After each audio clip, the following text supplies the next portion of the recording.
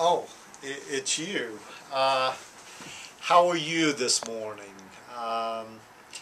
Gosh, I'm a little nervous, to be quite honest with you. As you see, I'm kind of dressed up. I've got to give a really big talk today. It's the Wake Forest University School of Medicine Alumni Association. So one of the bigger talks that I give each year, and to be quite honest, I'm a little nervous. So keep me in your prayers. I continue to get these incredible emails from you, and I'm seeing your posts, but what you're not seeing are these incredible emails, and I sense you guys are hurting, and again, I'm blown away by your stories. In fact, sometimes I want to cry, but I want you to stick with me through this process, because we're going to come through a process. One of the things, as I said yesterday, my favorite author is C.S. Lewis, and C.S. Lewis wrote Chronicles of Narnia. He wrote Screwtape Letters. He wrote the Problem with Pain. He wrote about 25 books or so, and arguably the most influential thinker of our time when it comes to theological matters. But the most important book, or certainly the book that grabbed me the most, was a book called A Grief Observed.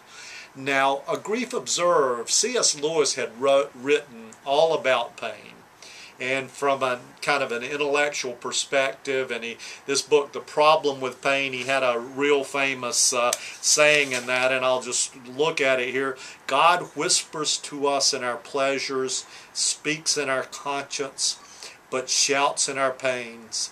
It is his megaphone to rouse a deaf world.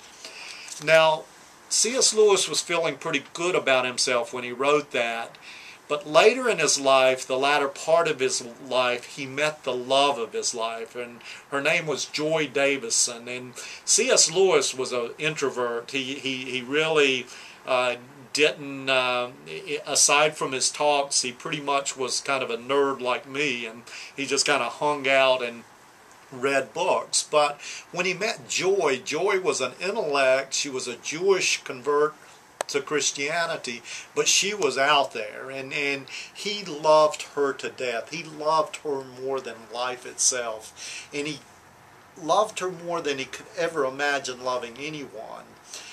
And suddenly, after 2 years of being married, she died. And she died to a very, very horrific form of cancer. And C.S. Lewis wrote A Grief Observed after that. And when he wrote it, he was just absolutely devastated. And all this stuff that he thought, and a lot of you people who haven't felt these events, let me tell you, it's coming. If you haven't felt it, I didn't feel it for 40 years, but something is coming, so you better prepare for it. But when it came for C.S. Lewis, many of us who are kind of study him don't know if he ever really recovered from that. His love for Joy was so deep. And I sense in your stories that some of you are hurting so bad, it's difficult to think that you can recover from that. I believe you can. My hurt was dramatic as well. My faith is incredibly strong now, but it's incredibly different than it was before Josh's accident and before those 3 years that I talked about. Well, I'm off to Greece. I'm off to Greece on Sunday. I don't know where I'm going. I never know where I'm going. That's the way I take trips. I just land on a continent and start taking off. I know on Thursday I have to be in ancient Olympia to give a talk to the World Council of Nutrition, and very excited about that. Impact on global health and malnutrition and a whole lot of other things. So I'm going to try to get to you 2 to 3 times next week from different locations in Greece. It's kind of like, where in the world is Ski Chilton?